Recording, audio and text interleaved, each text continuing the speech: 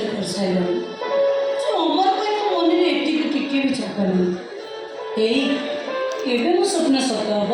ଆରେ ମୋ ପ୍ରୋଜେକ୍ଟଟା ସରିଯାଉ ତାପରେ ତମ ସ୍ୱପ୍ନ ସତ ହବ। ଖାଲି ତମ ସ୍ୱପ୍ନ ସତ ହବନି, ମୁଁ ମଧ୍ୟ ତମକୁ ମ୍ୟାରେଜ କରିବି।